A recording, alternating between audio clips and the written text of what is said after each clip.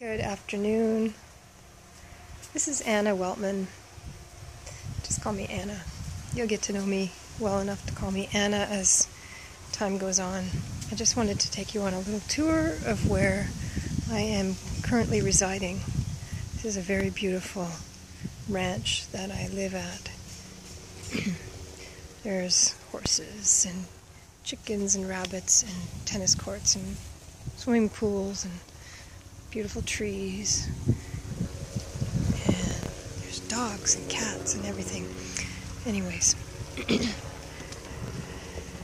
the beginning of this blog series is to question whether or not humans are in fact superior, as they claim to be, to other beings. I'm laughing because it's a big joke. And I get pretty passionate about this. And it's really sad that people continue to believe that humans are superior, should have control over, etc., all other living beings.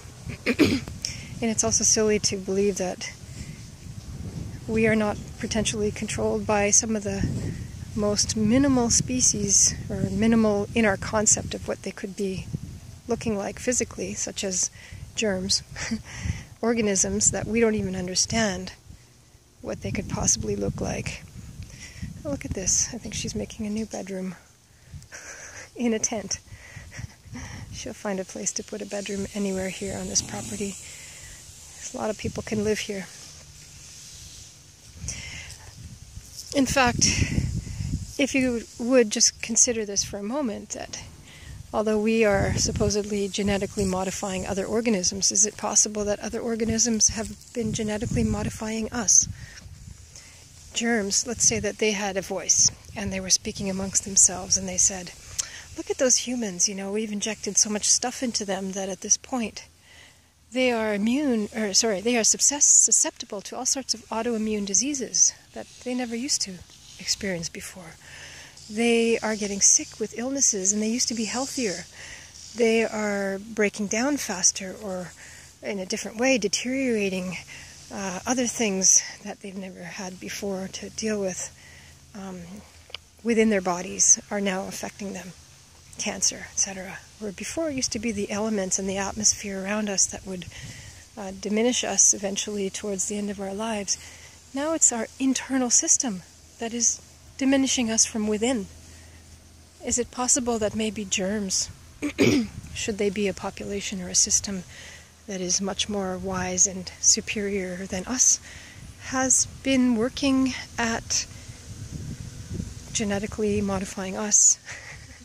And they have, because when we catch germs, our interior system changes. Another concept I'll be contemplating is how we as humans and other creatures, such as Simba,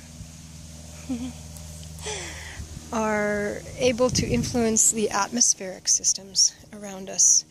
Consider that experiment in the desert when there was no rain and they decided to plant a certain number of trees, and then it began to cause changes in the climatic systems and more rain began to be produced in a desert that never had rain, just by planting certain trees in a certain intensity. So I believe that everything in this world and its atmosphere, everything contained within the Earth's environment, atmosphere, has an influence on other parts of the environment and the atmosphere. For example, Donald Trump coming into power in the United States has caused a major uproar. It's controversial, but created a lot of energy. Maybe negative, but it's created a lot of strong energy. And then the storms coming into the Caribbean are very powerful. Maybe we are, with our energies, influencing the weather system. Maybe the weather system wanted to be nice and calm and laid back, but because humans are so agitated, we are adding our energy to the system, and the system is becoming more agitated. I think we all influence each other, and we should be considering every being, every living organism, and even every man-made organism, which is essentially a combination, a collection of organic matter made into a new shape, every organism as having influence over others. If I care for a certain organism, such as my cat, and I treat her well all the time, she begins to love me and take care of me in ways as well. When I'm sick, she never leaves my side.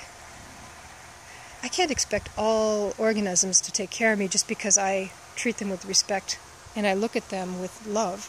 But if I took care of them every day and took more care of them every day and more care of them every day, maybe they would begin to do more and more as well in return towards me. Start with yourself.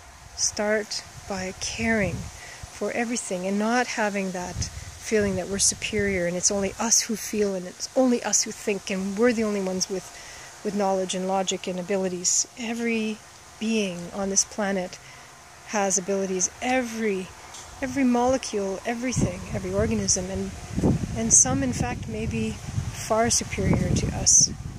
So we need to throw away those conceptions and misconceptions and arrogant, egoistical thoughts about us being the greatest thing that ever lived.